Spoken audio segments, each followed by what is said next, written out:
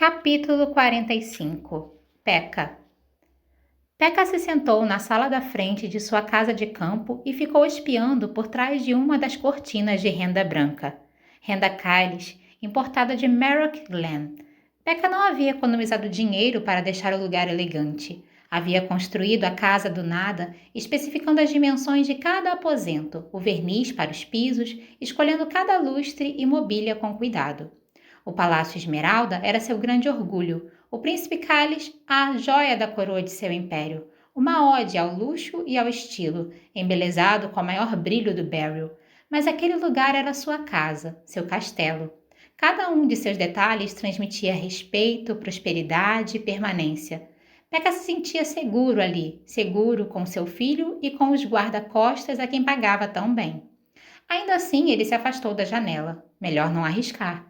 Havia muitos lugares para um bom atirador se esconder do lado de fora. Talvez devesse cortar as faias que circundavam o gramado. Tinha dificuldade de entender o que havia acontecido com sua vida. Um mês atrás, ele era um homem rico, um homem a ser temido, um rei. E agora? Ele puxou seu filho para mais perto e acariciou seu cabelo ruivo. O menino seguia incansável em seu colo. "Quero ir brincar", disse Albi, saltando do joelho de Peca, polegar na boca, agarrando seu pequeno leão macio, um dos muitos que possuía. Peca mal conseguia olhar para aquela coisa.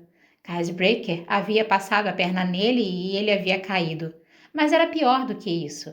Breaker havia entrado em sua cabeça. Peca não conseguia parar de pensar em seu garoto perfeito, enterrado a 7 palmos abaixo da terra, gritando por ele, implorando por seu pai, e Peca sendo incapaz de resgatá-lo. Às vezes, seu filho estava chorando em algum lugar dos campos, mas ele não sabia onde cavar. Às vezes era Peca quem estava no túmulo, paralisado enquanto jogavam terra sobre ele. De leve no início, como o toque da chuva. Depois em punhados pesados que enchiam sua boca e roubavam o ar de seu peito. Acima dele podia ouvir as pessoas rindo. Garotos, garotas, mulheres e homens. Silhuetas contra o céu azul do crepúsculo. Seus rostos perdidos em sombras, mas ele sabia perfeitamente quem eles eram. Todas as pessoas que ele havia enganado, ludibriado, assassinado. Todos os soluços solitários que ele havia sacrificado durante sua ascensão. Ainda não conseguia se lembrar do nome do irmão de Breaker. Qual era mesmo seu nome? Peca tinha sido Jacob Herzum, havia vestido milhares de rostos diferentes, mas Breaker o havia encontrado. Viera atrás dele para se vingar. Se um daqueles idiotas podia encontrá-lo, por que não outro e mais outro? Quantos entrariam na fila para jogar a próxima pá de terra? Fazer escolhas, mesmo as escolhas mais simples, tinha se tornado difícil. Qual gravata usar, o que pedir de jantar, ele duvidava de si mesmo. Peca nunca havia duvidado de si mesmo. Havia começado a vida como um Zé Ninguém, um quebrador de pedra da ilha errante, um garoto robusto valorizado somente pelas costas fortes e por a sua juventude, por sua capacidade de erguer uma picareta e carregar uma carga de pedras. Mas ele havia conquistado na base da trapaça seu lugar em um barco que vinha para Queridan e construído sua reputação com os punhos. Ele tinha sido um boxeador, um brutamontes, o mais temido executor das gangues. Tinha sobrevivido por ser o mais forte, o mais resistente, porque ninguém conseguia fazê-lo se curvar. Agora, tudo o que queria fazer era ficar sentado do lado de dentro, beber seu uísque, observar as sombras se moverem através do teto. Tudo mais o enchia de um terrível cansaço. E então, certa manhã, ele acordou com um céu azul esmaltado brilhante. O ar estava tomado pelo canto dos pássaros. Podia sentir o cheiro do verão que se aproximava, o calor de verdade no ar, fruta amadurecendo no pomar.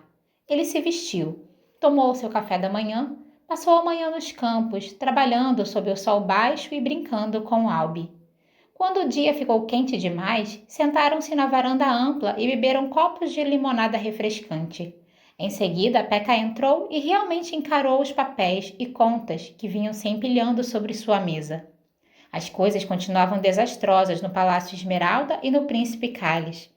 As casas tinham sido fechadas pela cidade como uma preocupação sanitária, as portas e janelas marcadas com lúgubres X negros para indicar um local de surto. Notícias chegando de Kérida indicavam que a praga tinha sido um alarme falso, algum fungo ou vírus estranho que tinha se espalhado rapidamente, mas que vinha se mostrando inofensivo.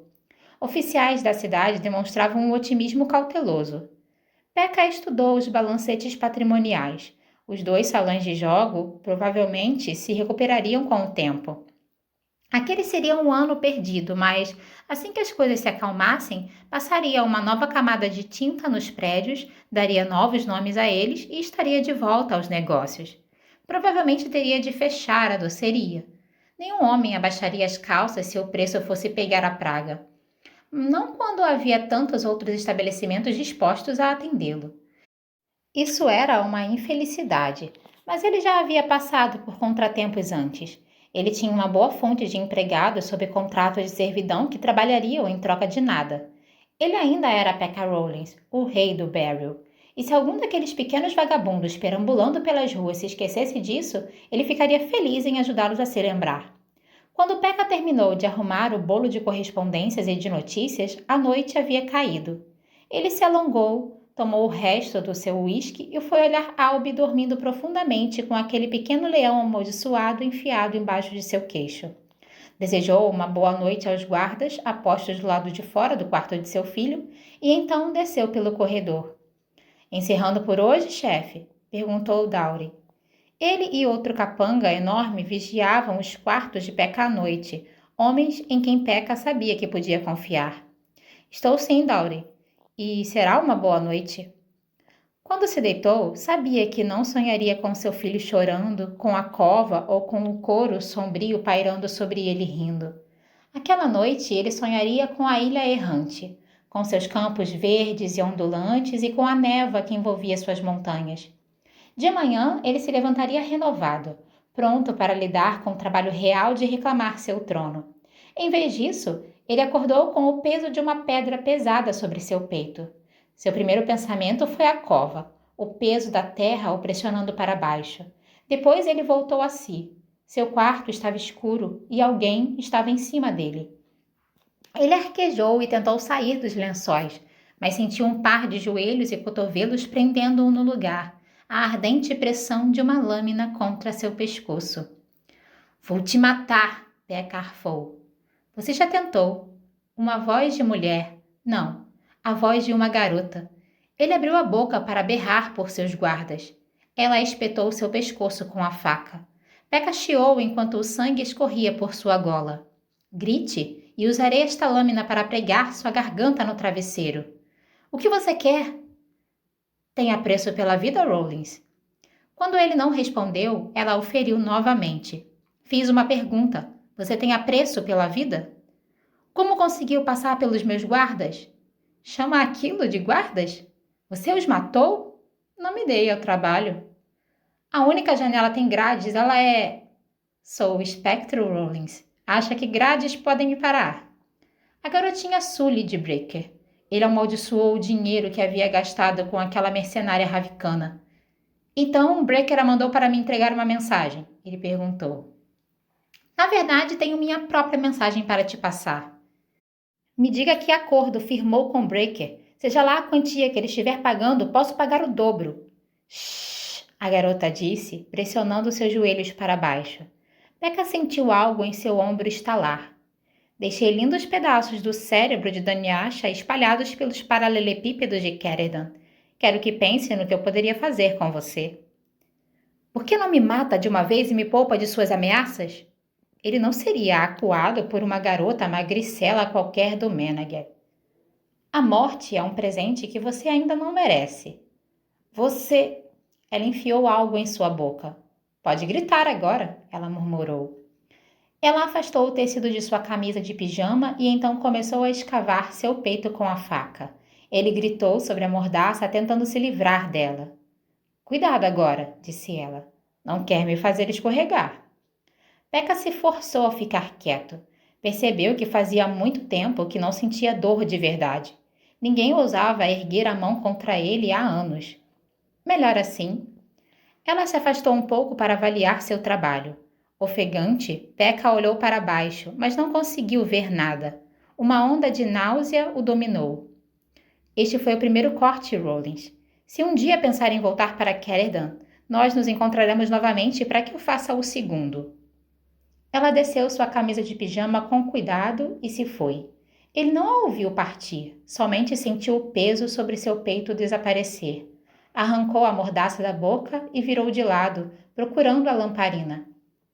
O quarto se iluminou. A cômoda, o espelho, o lavatório. Não havia ninguém lá. Ele cambaleou até a janela. Ainda estava gradeada e trancada. Seu peito queimava no lugar onde ela havia usado a faca. Ele se aproximou da penteadeira e subiu a camisa do pijama encharcada de sangue. Ela havia feito um corte preciso, diretamente acima do seu coração. O sangue brotava dele vagaroso e espesso. Este foi o primeiro corte. A bile alcançou sua garganta. Por todos os santos e suas mães, ele pensou, ela vai arrancar o coração do meu peito. Pekka pensou em Danyasha, uma das assassinas mais talentosas do mundo, uma criatura sem consciência ou misericórdia, e a espectro a havia vencido. Talvez ela realmente não fosse completamente humana. Albi! Ele correu pela porta e foi para o corredor. Passou pelos guardas ainda a postos. Eles ficaram alertas, expressões atordoadas em seus rostos, mas ele correu por eles, seguindo pelo corredor até o quarto de seu filho. Por favor, ele implorou silenciosamente. Por favor, por favor, por favor. Abriu a porta com tudo. A luz do corredor iluminou a cama. Albi estava de lado, dormindo profundamente, o dedão na boca. Pekka caiu contra o batente da porta, fraco com o alívio, segurando a camisa no peito sangrando. Então ele viu o brinquedo que seu filho segurava nos braços. O leão tinha sumido. No lugar dele havia um corvo de asas negras. Pekka recuou como se tivesse visto seu filho dormindo com a bochecha sobre uma aranha de pernas peludas. Fechou a porta gentilmente e voltou pelo corredor. Tirem Shay e Garrigan da cama, disse ele. O que aconteceu? Perguntou Dory. Quer que eu chame o médico? Digam para começarem a arrumar nossas malas e pegar todo o dinheiro que temos. Para onde vamos? Para o mais longe possível. Rollins bateu a porta do quarto atrás de si, voltou para a janela e testou as barras novamente, ainda sólidas, ainda trancadas. Podia ver seu reflexo no brilho negro do vidro e não se reconheceu. Quem era aquele homem de cabelo ralo e olhos assustados? Houve um tempo em que teria enfrentado qualquer ameaça de queixo erguido e armas em punho. O que havia mudado? Havia sido simplesmente o tempo? Não, ele percebeu. Foi o sucesso. Ele havia conseguido uma vida confortável e descoberto que gostava disso. Pekka se sentou na frente do espelho e começou a limpar o sangue de seu peito. Ele se orgulhava de ter conquistado Caledon. Havia criado as armadilhas, incendiado, colocado sua bota no pescoço de todos aqueles que o desafiaram e colhido os frutos de sua ousadia. A maior parte de seus oponentes havia caído. Presas fáceis, o desafio ocasional quase bem-vindo pelo entusiasmo que trazia. Havia moldado o Barry de acordo com seus caprichos, escrito as regras do jogo a seu gosto, reescrito à vontade. O problema era que as criaturas que haviam conseguido sobreviver à cidade que ele havia criado formavam um tipo totalmente novo de terror. Breaker, sua rainha espectro, sua corte podre de pequenos vigaristas. Uma linhagem destemida, de olhar embrutecido e feroz, com mais fome de vingança do que de ouro. Tem apreço pela vida, Rollins?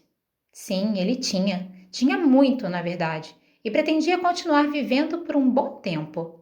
Pekka contaria seu dinheiro, criaria seu filho, encontraria para si uma boa mulher ou duas, quem sabe 10. E talvez, nas horas tranquilas, faria um brinde a homens como ele, a seus companheiros arquitetos da infelicidade que haviam ajudado a criar Breaker e sua gangue.